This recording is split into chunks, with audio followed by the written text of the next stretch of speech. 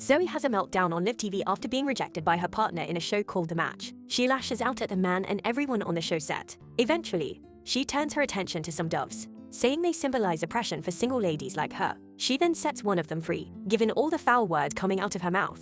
The dove mistakes Zoe's mouth for a toilet and throws a number 2 in it. The incident gets caught on camera and goes viral. It's safe to say that Zoe's disappointment was immeasurable, and her day was certainly ruined. 6 months later, Zoe lives alone with her dog in a rundown trailer. However, that also doesn't last, as her dog suddenly bails on her. Zoe sees birds acting weirdly in the sky. Then suddenly, the ground starts shaking and leaking like one of those aspiring actresses after a few minutes on the casting couch. After using her emergency phone and learning that there's a severe weather alert, Zoe decides to evacuate to higher grounds, and the nearest one happens to be the mountain where her old high school is. Unbeknownst to Zoe, the rest of her classmates are actually there at school for their reunion. It seems she didn't know because she was off the grid for 6 months, avoiding her viral moment, and didn't manage to read the email sent to her. At the reunion, Amelia, Zoe's ex-best friend, asks Genevieve if Zoe will attend. She doesn't really give her a straight answer. She goes off on a tangent about taking over the school captain role after Amelia suddenly dropped out of school. Amelia quickly gets uncomfortable at the party and decides to leave.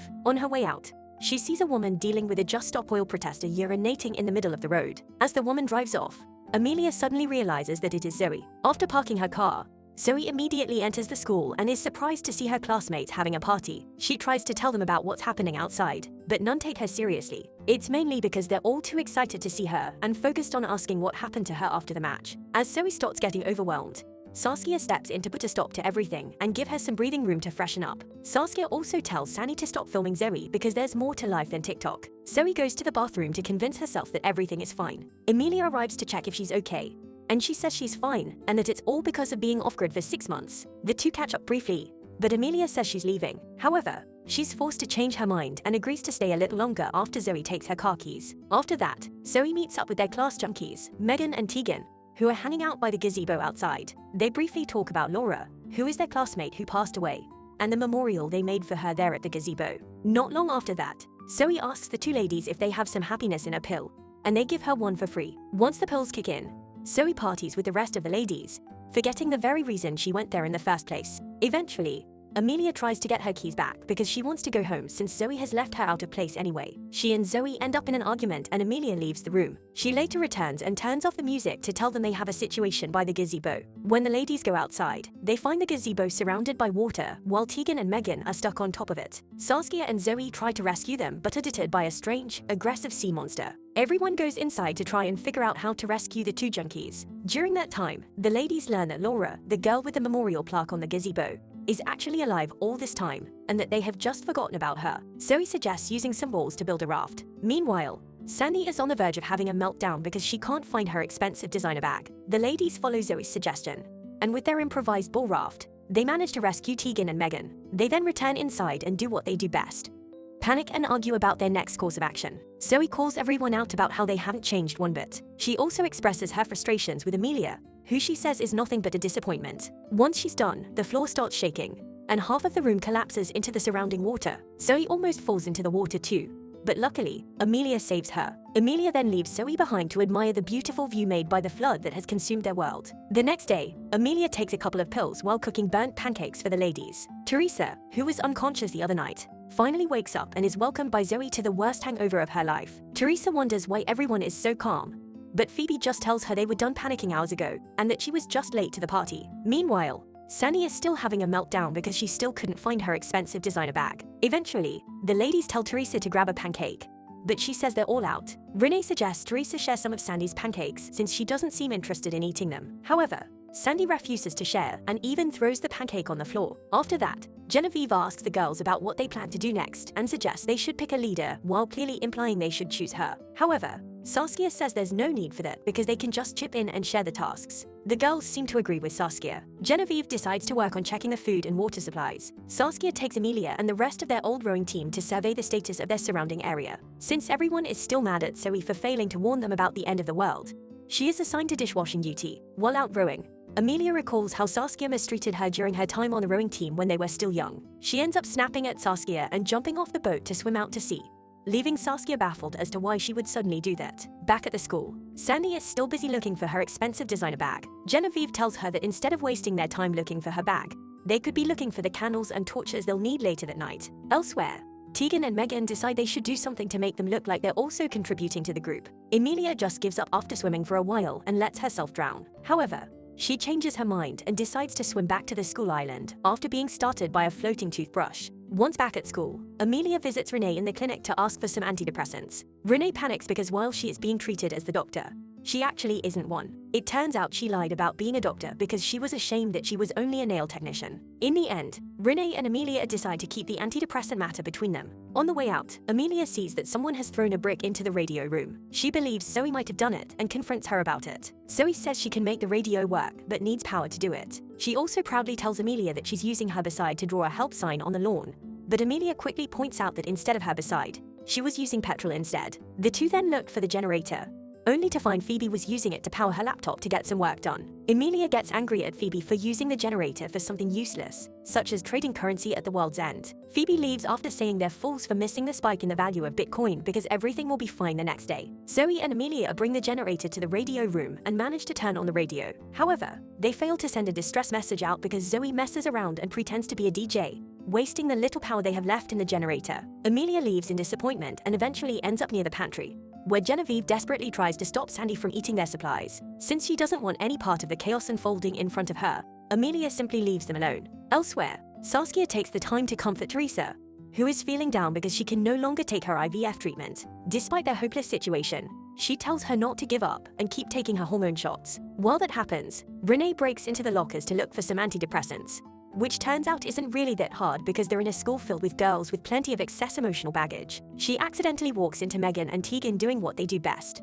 getting wasted. Sandy walks into the room and admits to showering even though they're supposed to conserve water. She tells the ladies to do the same thing and grab a bed while they're at it before everyone else. Later at dinner, Genevieve serves only frozen stuff and, when asked why, reveals it's the only food they have left because of Sandy's antics earlier. Renee arrives at the table and discreetly gives Emilia her antidepressants. While Zoe tries to wash the dishes, the plumbing gives, and the girls laugh at her for being sprayed with the nasty stuff. Saskia and Teresa arrive, and the ladies look to her for good news. Sadly, Saskia can only shake her head, implying they found nothing out there. Based on Saskia's reaction, Sandy declares it's over for all of them and that they should stay away from room 2 Farad's, which she has already claimed for herself. Genevieve says Megan and Tegan have already allocated rooms for everyone. However, Laura, who is holding the clipboard that Megan and Tegan gave her, reveals that it contains nothing but scribbles. Sandy runs out to secure her room, and the other ladies do the same thing. Emilia sits down with Saskia and gives her some food. She tells her they're out of fresh food and water. Saskia apologizes to Emilia for hurting her when they were young. However,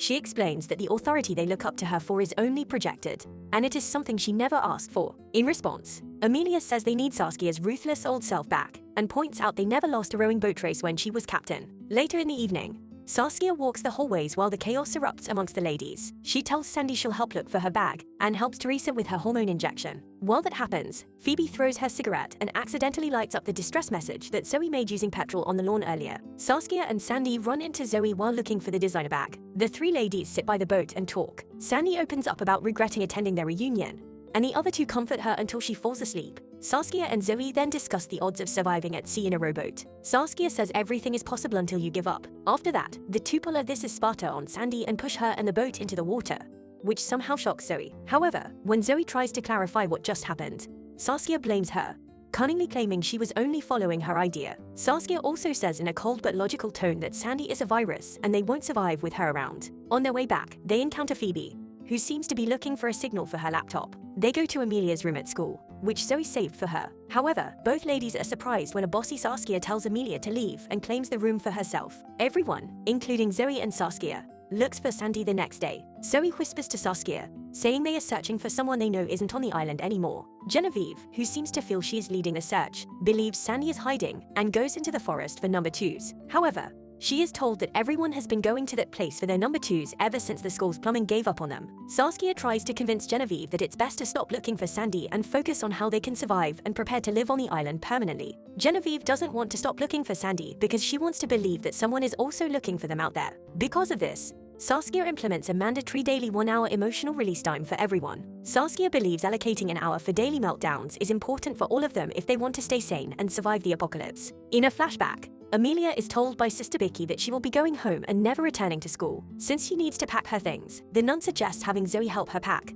but Amelia declines, saying they're no longer friends. Back in the present, Saskia interviews everyone to figure out what tasks to assign them. She ends up splitting them into two groups. One is the Innovation and Research Division led by Amelia, which is responsible for generating electricity for the group out of thin air. The other group is the Infrastructure team in charge of digging holes that will serve as their toilets. Other than that, Teresa remains in charge of food, and Zoe becomes the Student Council representative. Saskia gives everyone a pep talk to urge them to work. However, Genevieve expresses her displeasure about being on the manual labor team. She decides not to join any teams and just focuses on the search for Sandy. When they're alone, Saskia tells Zoe to end Sandy's story and wants her to convince Genevieve of it. Sometime later, Zoe is in the library trying to write a letter using Sandy's handwriting. Amelia arrives to look for books about electricity, and Zoe tries to help her out, but Amelia rejects her. Another flashback plays, showing Amelia about to tell Zoe that she's dropping out of school. However, she isn't able to because she changes her mind after feeling that Zoe wants to hang out more with Saskia instead of her. Phoebe, Renee, and Tegan are too hungry to figure out a way to make electricity out of thin air.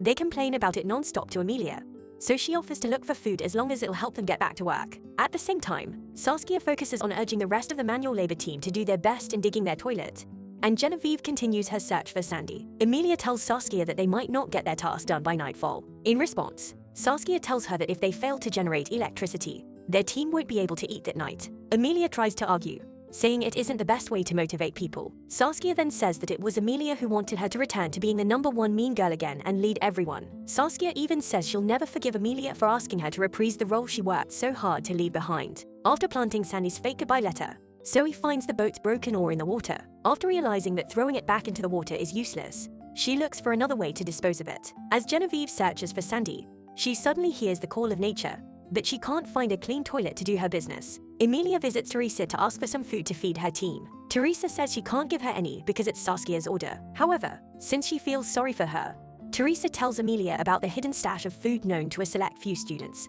When Emilia tries to get the food, she encounters a wild animal, which scares the living daylights out of her. Then, Zoe, who is looking for a place to hide the ore, finds Emilia hanging from the ceiling. She offers to help her, but Emilia rejects her offer once again. Meanwhile, Genevieve heads to the chapel to ask God for help with her toilet situation. In a miraculous moment, God answers her requests and helps her discover a secret room with a pristine and functional toilet. Zoe informs Saskia about the ore, and Saskia tells her to make the ore disappear or take the hit on Sandy's death alone. As for Emilia, she returns to her team and finds them barbecuing a rat preserved in formaldehyde. She stops them and resumes her search for their food. Emilia goes to see Zoe, who is trying to figure out how to get rid of the ore. She asks her to talk with Saskia about her starving team. Sadly, Zoe says she can't do anything about it, so she earns a punch in the chest from a frustrated Emilia. Even after Emilia's punch, Zoe eagerly shows her the boat she is building for her. However, the two simply end up arguing about the past and their broken friendship. Emilia returns to her team and finds Tegan missing while Renee and Phoebe are busy doing their brows.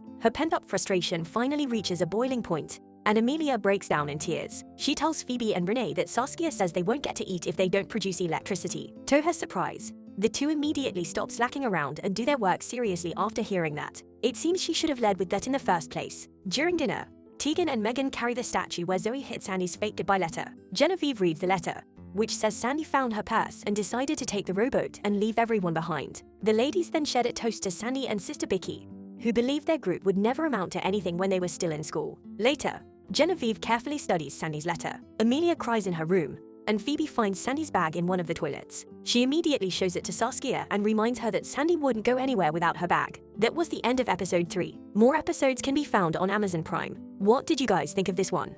Subscribe for more videos like this. Turn on notifications and leave a like. It really helps the channel.